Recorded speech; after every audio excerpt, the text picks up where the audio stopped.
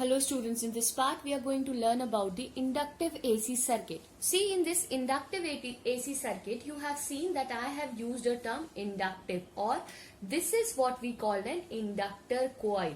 Means a circuit which circuit which consists only an inductor in it is called an AC inductive circuit. Okay, now what is this inductor?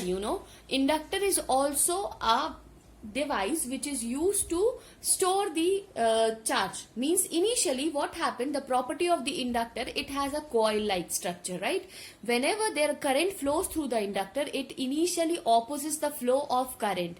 Okay, you have seen in the previously when the tube lights, it takes always time to turn off. Why it is so? Because of this inductor. Inductor has a property to oppose the growth of the current which flows through it. Okay, so this is clear now. So we are going to discuss about the inductor in it. If you will see in this circuit, we have a voltage which we are going to apply, an AC voltage V. Okay, when this voltage is applied to this circuit and this have an inductor coil, suppose this is the current. So what will happen, this because of this voltage the current flows through it, and that current will be as the rate of change of flow, right? Means the flux will get changed because of the alternating voltage. It means it will produce an EMF, which I am going to write it down with E. It will produce an EMF, right? That is what we call an induced EMF in the inductor, right? Using or applying a Kirchhoff's rule, right? Applying Kirchhoff's loop rule.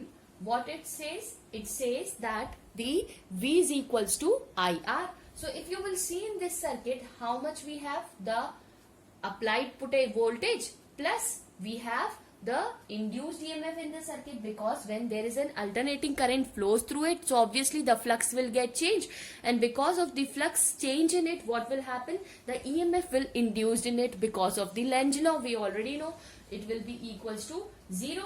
And we know that what is EMF, we remember, no, minus L di by dt. This is the value of your EMF. So I can substitute here, plus minus of L di by dt is equals to 0.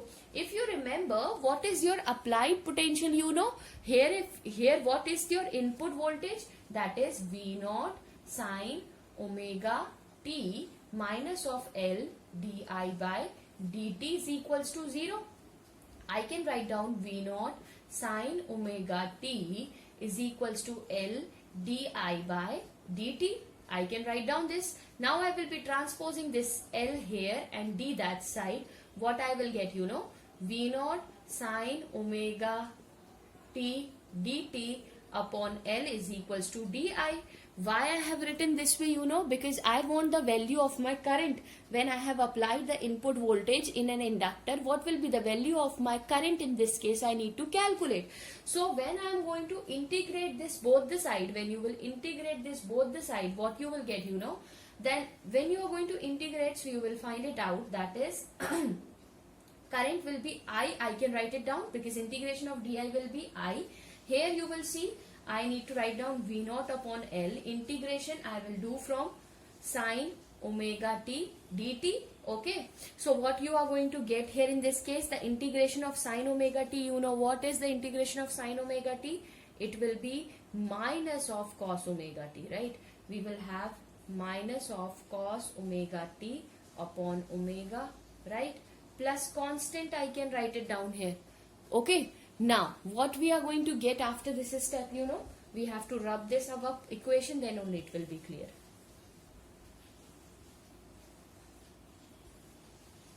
After rubbing this equation, what I will get? I will get I is equals to V0 L upon minus of cos omega t upon omega plus constant, because this is the integration which I am doing for without limit, right?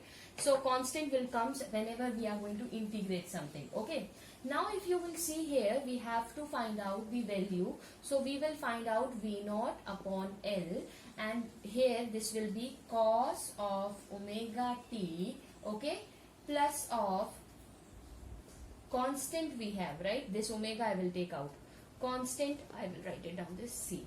Okay, this constant will be 0. Why it will be 0, you know? Because we are finding the value of your voltage from positive half from the negative half. So it will get cancelled out. So this constant will turns out to be 0.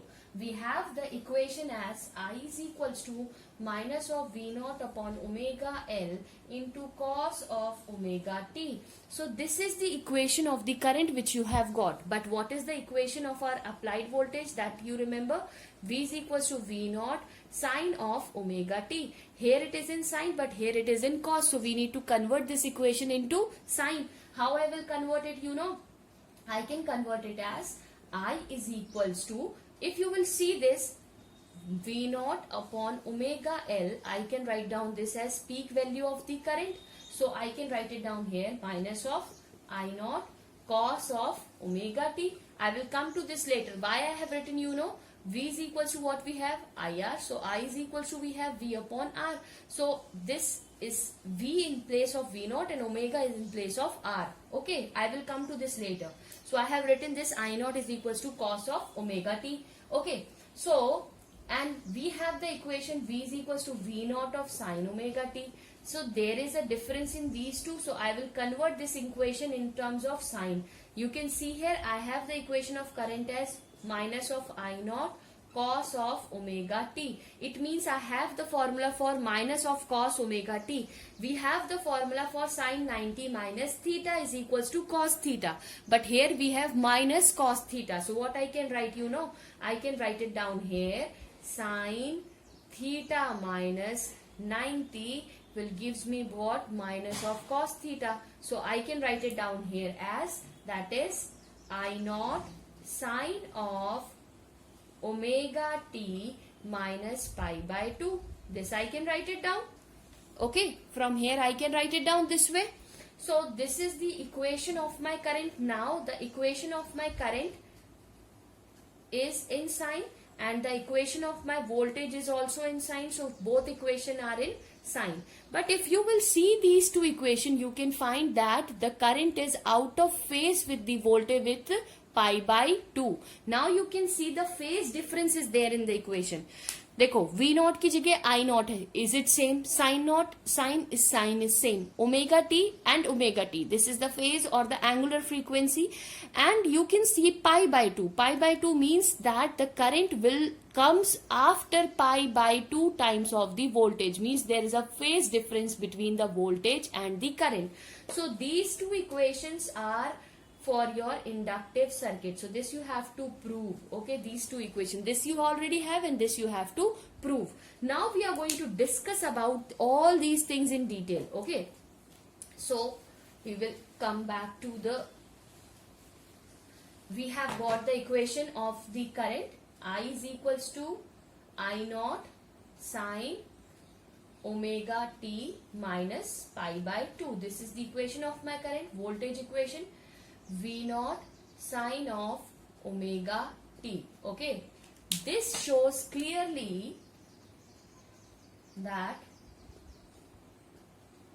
the current and voltage are not in phase. They are not in same phase, right? Because they have the difference, right?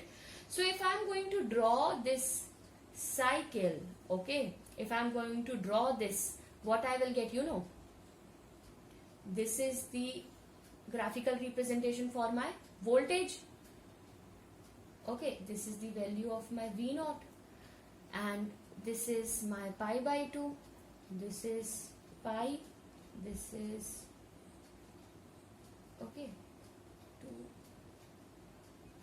pi,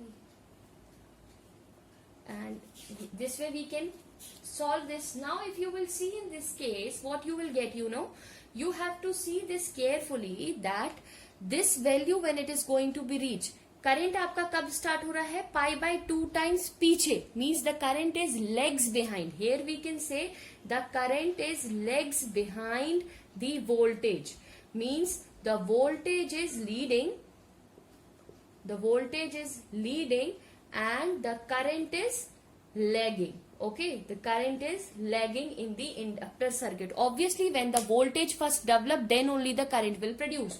Now the current has to start from pi by 2. So now the current will start from pi by 2. Okay, so this is the value. Now where the current starts from? Pi by 2 times. I will extrapolate it backwards. So this is the value of my current. So I can write it down this I naught. Okay, so here it is clearly shown that the current is lagging by pi by 2. Now if I am going to draw its phasor diagram, how I will draw its phasor, you can see here. Okay, it's a phasor diagram. Not here. I will. This side I will draw. Okay, it's phasor diagram when I am going to draw. No, just see to it. Here you can see that voltage is given how much? Voltage is given, see to it, voltage is given, this is my voltage because of its peak value और maximum है इसकी value, इसलिए मैंने इसको ऐसा लिखा है, ठीक है. अब current आपका कहाँ पे आ रहा है बेटा? Current is lagging behind pi by 2. So this is, current is lag behind pi by 2. So that's why this is representing my omega t1. For any instant of time it is representing the omega t1 and the current is lagging behind pi by 2. तो जब आप phasor देखोगे तो phasor कैसे चल रहा है? देखो ये आपकी साइकिल ऐसे बढ़ती जा रही है, means the cycle is moving like this, but phasor is rotating like this. So every time when, understand, अभी ये किसी वैल्यू पे है, जब करंट आएगा आपका 90 डिग्री पे तब आपका ये यहाँ पे आएगा पीछे 90 डिग्री पे. मतलब क्या हो रहा है? ये करंट जो है वो 90 डिग्री पीछे चल रहा है, किससे? आपके वोल्टेज से, right. So this is the condition in the case of N AC inductive circuit. So I hope the phasor diagram, this is your graphical representation and this is your phasor diagram. Okay, this is your phasor diagram. So I hope these two things are clear to you. Now we are going to discuss about the inductive reactance. What is this inductive reactance and what is the importance of this inductive reactance? So I hope the phasor diagram is clear to you. If any doubt you have, then you can ask, then we can discuss about it. So this is clear, I hope. Okay, now we are going to talk about the inductive reactance which we have left. If you have seen one thing in today's, that is new, what we call, that is called inductive reactance. I will tell you where I have talked about this. It is represented by XL. Okay, now I will tell you. We have seen the equation. What is that? You remember, I is equals to I naught sine of omega t minus pi by 2. This is the equation. I naught की value, you remember what we have substituted? This is V naught upon omega L. This is the value which we have substituted in place of. So if you will compare this with Ohm's law, I is equals to, we have V upon R. So in place of R we have V naught, so V naught, in place of R we have omega L. Omega L means what? Omega L means inductive reactance. So I can write it down, this omega L as XL. This omega L, I can write it down directly proportional to XL. What is this XL? XL is inductive reactance. Reactance means it is the resistance offered by a inductor in an inductive circuit. Reactance is also an resistance which is offered by an inductor or inductive circuit. So you can say the inductive reactance is the effective opposition offered by an inductor due to the flow of current. So this is clear to you that XL is equals to omega L. Okay, so we can see from here that XL is directly proportional to the frequency. Means as the frequency is increasing, what is that frequency, you remember?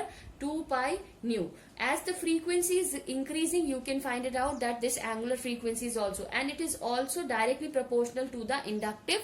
Means as the inductive value or the current is increasing, the reactance is too increasing. This is the case which we have seen for AC. Now what is the case of the behavior of the inductor? Behavior of inductor in case of, now the behavior of the inductor in the case of DC. Okay, if you will see in the case of DC, what we have seen, we know that XL is the reactance. We are representing the reactance with XL. So XL is equals to omega L. You remember that omega value we have, what is that? Just now I have told you that is L into 2 pi nu. In the case of DC, we have seen that the frequency of that will be constant, or we can say 0. So obviously XL is equals to 0. It means inductor will not offer any resistance or any opposition to the flow of current in case of DC. Means there is no reactance in the case of DC. The reactance will be 0. No reactance in the case of DC. But in the case of AC, the reactance will be there. So this is all about the phasors and the inductor circuit. Thank you.